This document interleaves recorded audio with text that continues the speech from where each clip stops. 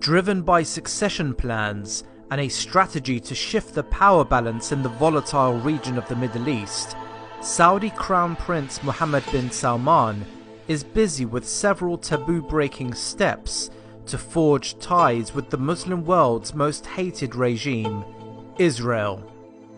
Many ordinary citizens around the world would be surprised to understand that the quasi-alliance between the two regimes is not something new and trails back into the early years of the Saudi regime's foundation.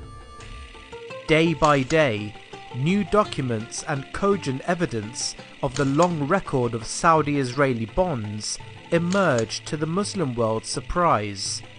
Letters, papers, documents, footage, and voices buried in the sands of time are now exposed, manifesting how the so-called custodians of the two holy mosques betrayed the most important issue of the Muslim world, Palestine.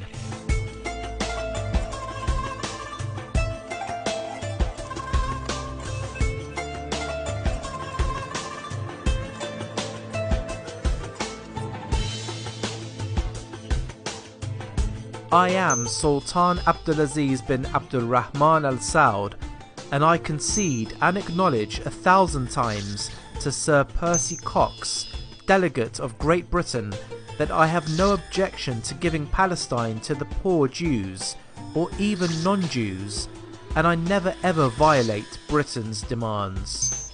These few sentences are the essence of the Saudi regime's policy towards Israel since the foundation of the kingdom by King Abdulaziz.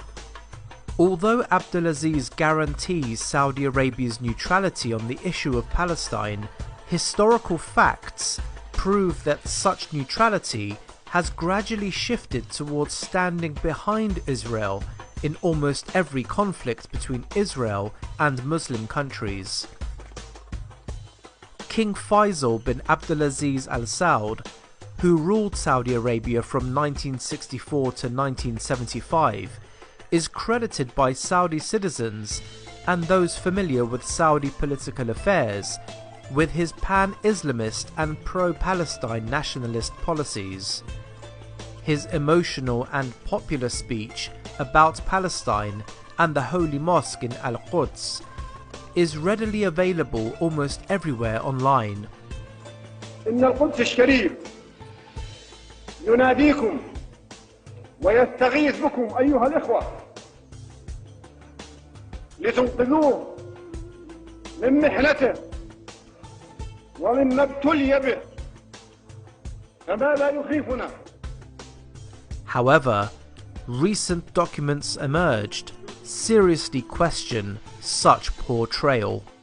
Just days before his death, deposed Yemeni dictator Ali Abdullah Saleh published a historical letter from King Faisal to the then US President Lyndon Johnson, revealing the Saudi regime's possible collusion with Israel prior to the Six-Day War, also known as the June War, fought from the 5th to the 10th of June 1967 between Israel and the neighbouring states of Egypt, Jordan and Syria. The Arab side failed to defeat Israel.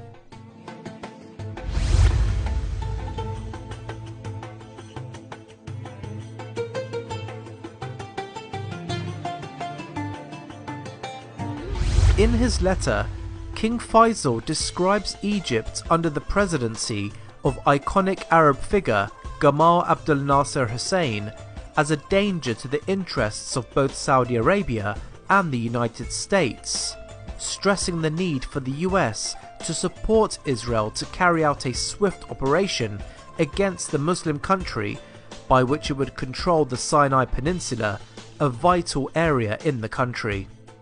The Saudi king also suggested the immediate seizure of the Gaza Strip by Israeli occupiers, which was at the time under the control of Egypt.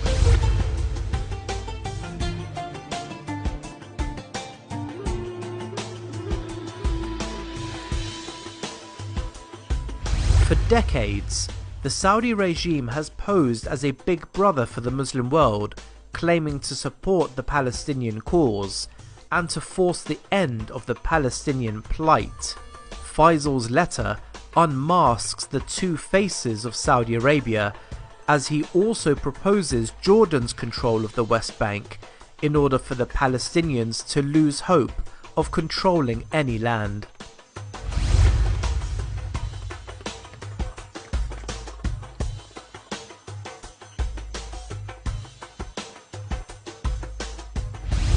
In his 7-page letter, Faisal asserts Saudi financial support of Iraqi Kurd rebels under Mullah Mustafa Barzani's leadership in a bid to establish a Kurdish government north of Iraq.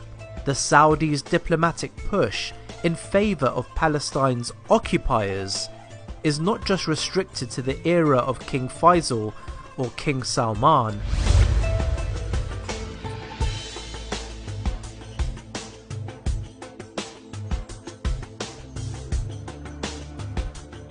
One could argue that the new wave of Saudi Arabia's diplomatic maneuvers in favour of Israel started during the kingship of Abdullah. Upon his death and Salman's rule, Saudis are less hesitant to expose the ever-growing bilateral relationship with Israel. Statements and diplomatic maneuvers by Saudi Arabia are increasingly aligned with the idea of the establishment of Greater Israel, maneuvers that reached a peak after Trump's unilateral decision to recognize Jerusalem as the capital of Israel. Israel's capital.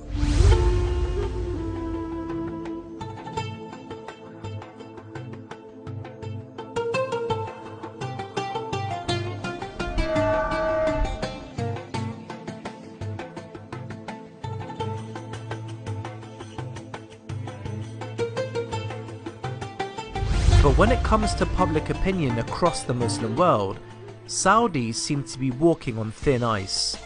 For many across the Muslim world, the budding friendship proves to be vastly unpopular, and it seems that the regime is ticking all the boxes of a fatal mistake.